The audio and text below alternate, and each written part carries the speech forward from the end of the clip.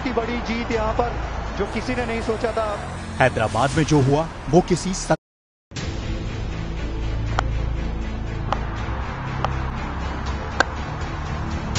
बहुत ही बड़ी जीत यहाँ पर जो किसी ने नहीं सोचा था। हैदराबाद में जो हुआ वो किसी सदमे से कम नहीं। 5 राउंड के इस मुकाबले में इंग्लैंड ने पहला ही पंच ऐसा मारा जिसे लंबे वक्त तक भुला पाना मुश्किल है। शुरुआती 2 दिनों तक तो सब ठीक था, लेकिन उसके बाद ओली पोप की सनसनीखेज पारी और डेब्यू मैच खेल रहे लेफ्ट हैंडर टॉम हार्टली की फिरकी ने पासा ही पलट दिया। होम ग्राउंड पर पिछले 11 सालों में भारत की ये सिर्फ चौथी हार है। हालांकि भारत की इस हार ने बेन स्टोक्स और उनकी टीम को जश्न मनाने का मौका दे दिया।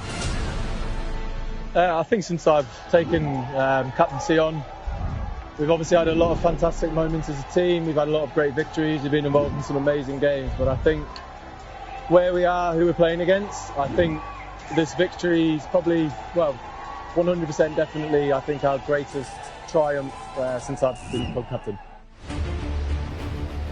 जाहिर है राउंड 2 में इस सदमे से उबरने के लिए विशाखापट्टनम में टीम इंडिया जी जान लगा देगी।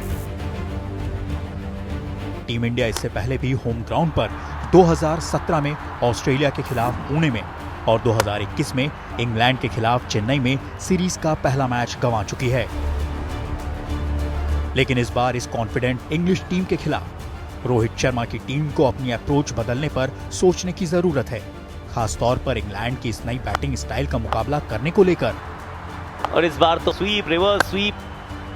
I haven't seen a better exhibition of sweeping and reverse sweeping ever in these conditions against that quality of bowling. Having said that, for us now it's important that we respond.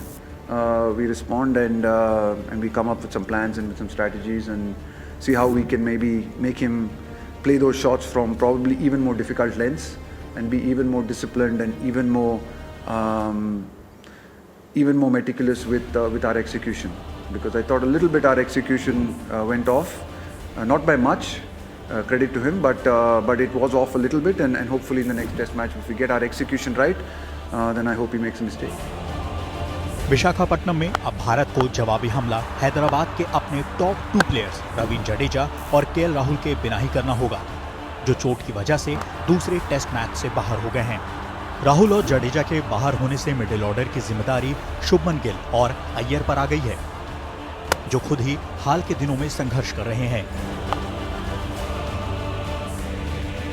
Rajat Patidar और सरफराज खान, जिन्होंने घरेलू cricket में शानदार प्रदर्शन किया है, वो विशाखापट्टनम में टेस्ट कैप हासिल करने की दौड़ में हैं।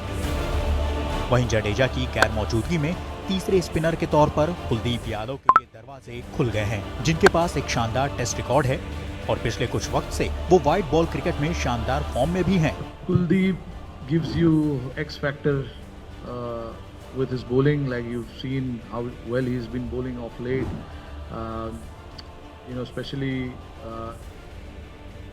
the wicket, if it has bounce or if it doesn't have bounce, Kuldeep still becomes quite a factor in those types of conditions as well, because he's got super variations alongside him,